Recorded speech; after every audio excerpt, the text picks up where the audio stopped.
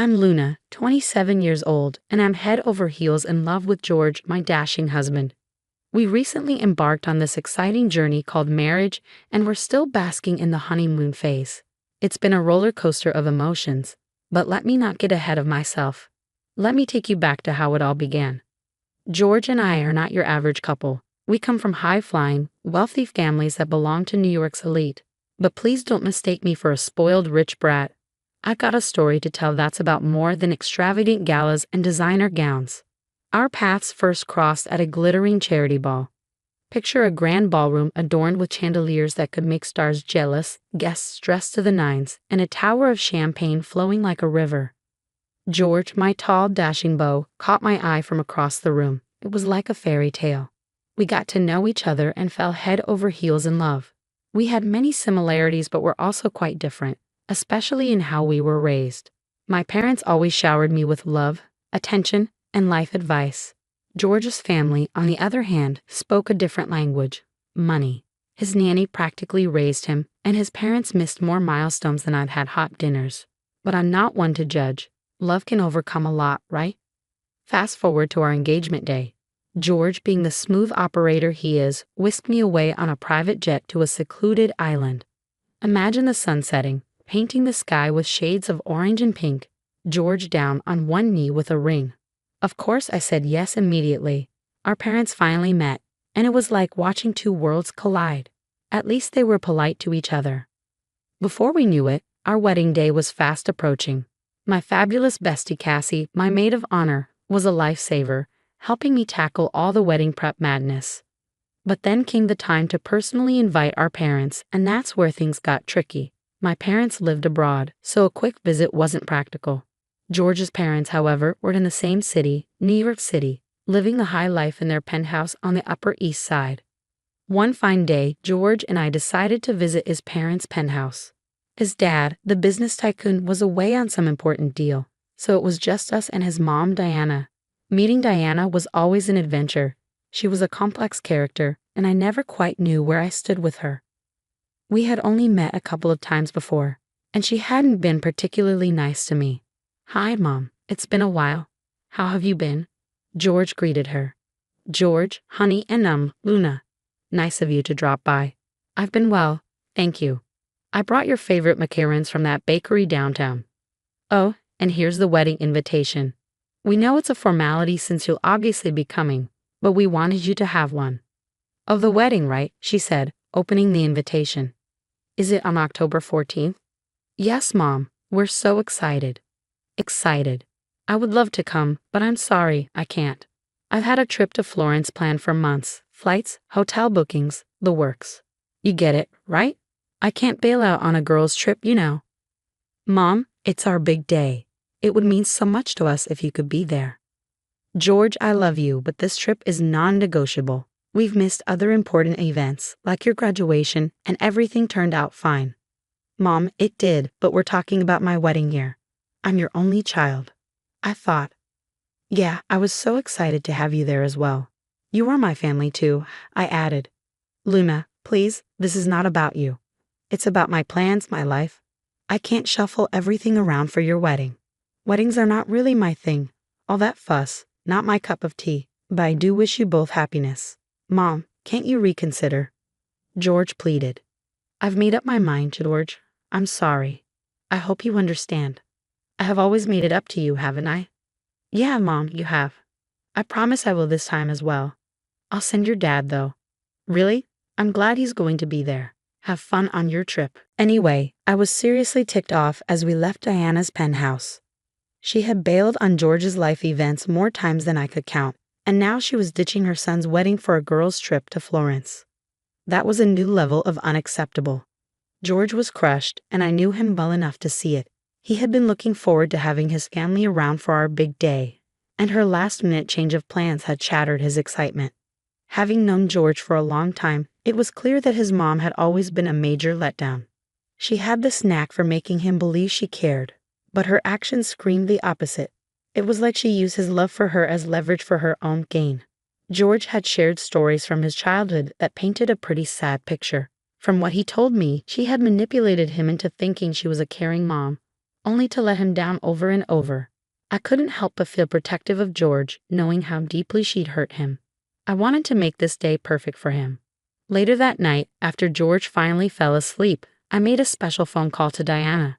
"Luna, why on earth are you calling me at this hour?" she answered. "I called you because I wanted to personally invite you to our wedding. I am begging you, please be there for George.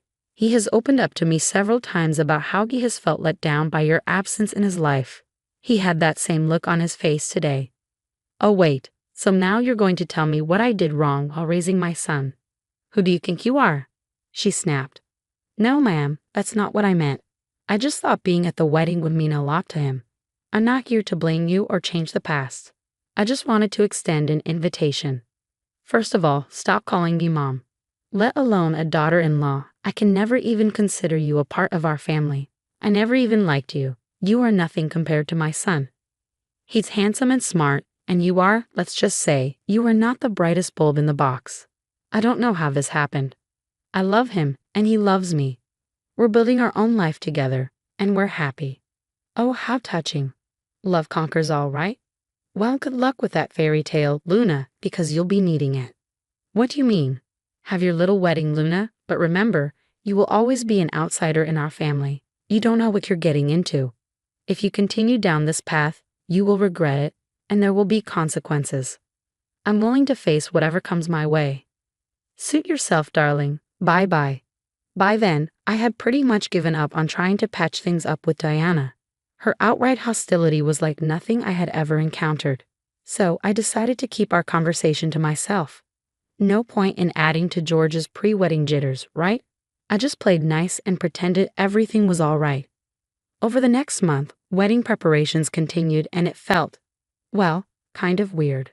I could relate to those people who had to bite their tongues and put on a happy face even when they felt like screaming. It was like navigating uncharted territory where emotions simmered beneath the surface. We had to keep them locked up. Finally, the big day arrived and we had our rehearsal dinner. We had booked an entire hotel for the week, so all our guests were staying there. Our rehearsal dinner and wedding ceremony were also held at the same hotel. Diana's absence was conspicuous, and I could feel the tension in the room. After all, it was supposed to be the groom and his parents who hosted the rehearsal dinner. Even though George's dad was there, people were exchanging puzzled glances, wondering why George's mother was missing on such an important occasion. But then Diana made her special appearance. I could not believe my eyes. Wasn't she supposed to be sipping wine in Florence? Yet there she was, striding up to George and me. Wow, isn't this a picture-perfect couple? Almost makes me believe in fairy tales. "Mom, what are you doing here? Weren't you supposed to be in Florence?" George asked, clearly surprised. "Well, I have to leave tomorrow morning, George.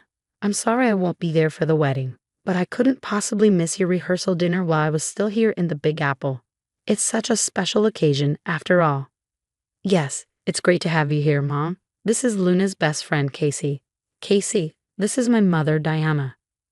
"Nice to meet you, Diana," Casey said, trying to sound polite.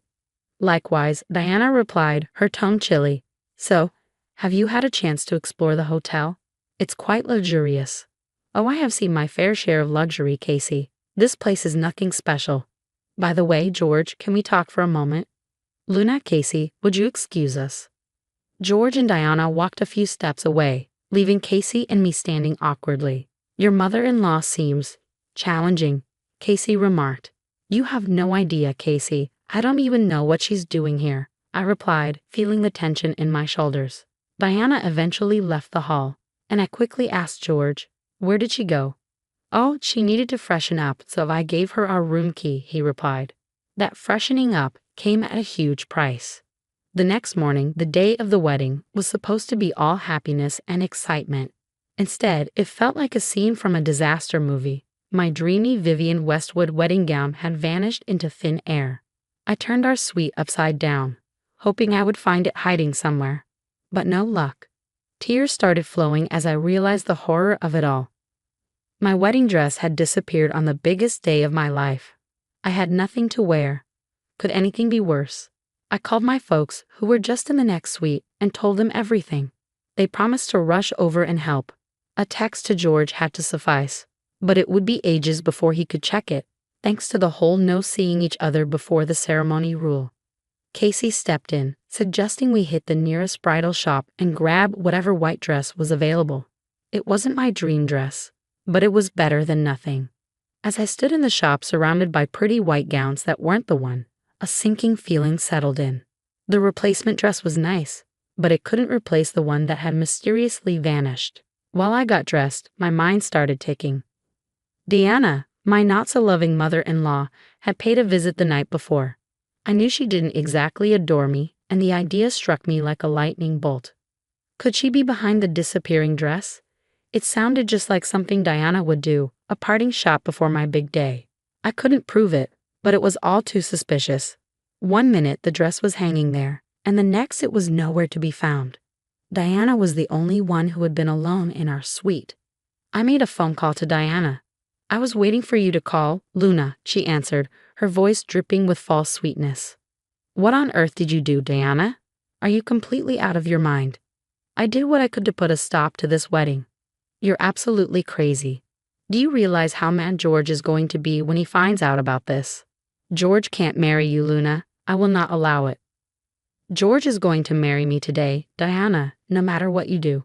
Nothing can change that." "This was just my first attempt, Luna. Be prepared."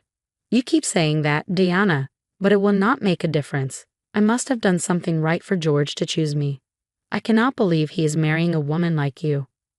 "Well, believe it because it's happening today. Now, if you'll excuse me, I have a wedding to attend." Despite Diana's ridiculous antics, nothing could ruin our joy. Our wedding was like a fairy tale. Seriously, everything was perfect. Flowers were everywhere. George looked dashing, and I walked down the aisle in the last-minute gown that, I must admit, looked pretty darn amazing. My dad walked me down the aisle, and George shed a few tears. Our vows were heartfelt, promising a lifetime of love, support, and obsession with each other. As we exchanged rings, it hit me that this was the beginning of our epic adventure together. Then came the reception, a big fancy shindig with champagne flowing like there was no tomorrow.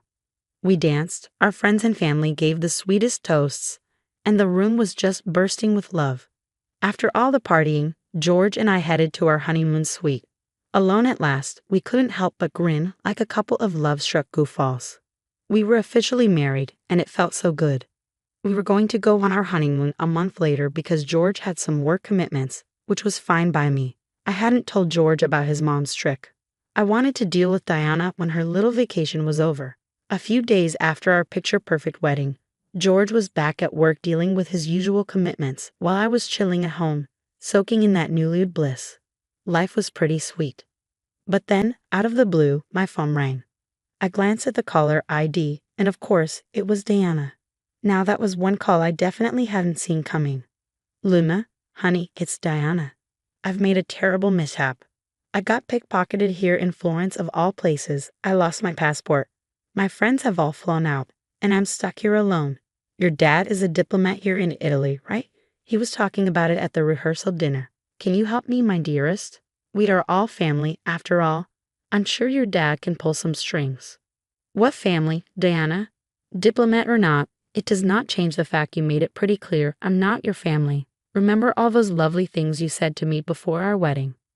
"Luna, please, I'm desperate here. My friends have left me all alone to figure this out on my own. I promise I'll make it up to you somehow. You know I can be difficult, but I'm still George's mother and your mother-in-law. I love you as my own." This is the sweetest lie I have ever heard. You are his mother, all right.